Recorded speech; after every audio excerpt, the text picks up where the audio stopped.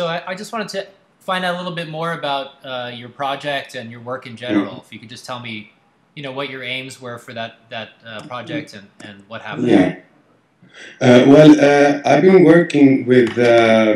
I've been an artist since 2004, and within this piece that is called Afro-Romantics, I'm working with. Let me see. I'm trying to find like the right word. I'm revamping the blackface into a new historical narrative and sort of lifting invisible prejudice to an exaggerated level where it's becoming over obvious and in a way more in your face and easier to talk about. Okay. And this piece I've been working with since 2004 with using these blackface images in different contexts. So when the artist organization of Sweden were celebrating their 75-year birthday, they invited a couple of different artists to design birthday cakes. So for me it was a natural choice to make this birthday cake in the line of Afro-Romantics. And since the cake would be eaten, the cutting up of the sculpture was pre-written condition for the piece. So the whole, but I mean, in my art, I'm more like questioning the different images of blackness. I'm not illustrating real black identity. I'm illustrating ideas or concepts or patterns that surround ideas about black identity. Because if you're interested in art or has followed my artistry, you know that I'm working with problematizing racism and questions like this and oppression, and that these are the subjects that I want to talk about. And you also know that I'm black.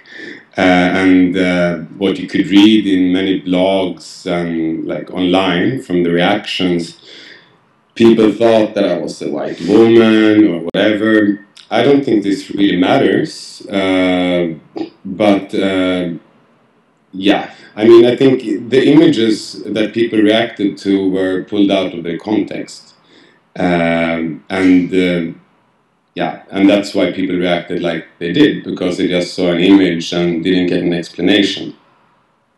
That makes sense. And so if you could just say again, so it's Afro, is it like romanticism? Afro-Romantics, yeah. Afro-Romantics. Like Afro-Romantics, yeah. And so it's part of a series of works you've been doing since. Yeah, exactly. Okay. And so, if you could just tell me a little bit about yourself, you've grown up completely in Sweden? Are you from somewhere else originally, or? Yeah, I'm grown up in Sweden, but I have a Swedish mother and a father from West Africa, so mixed race, and all my life I've been dealing with different aspects of sorry, this is fine. Being an outsider. Of being an outsider, or like not being the like general Swede, and so this has always been like being a minority, basically. So you're dealing with those issues, yeah. Yeah, so I've always been dealing with these issues within my art, and I think it's very important to talk about these things, but it's also very hard to talk about these things because it's very depressing, and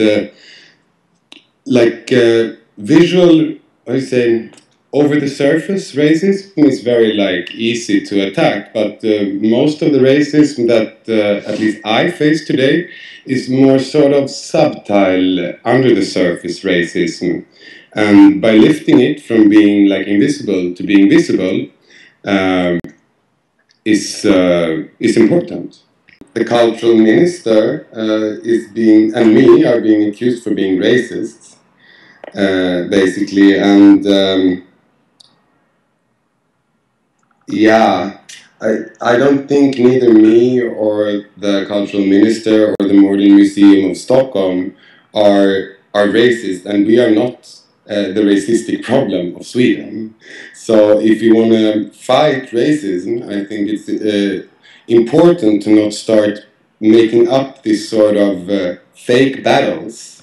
You know, how do you say, battles against windmills, when we have real monsters to fight, because it's important.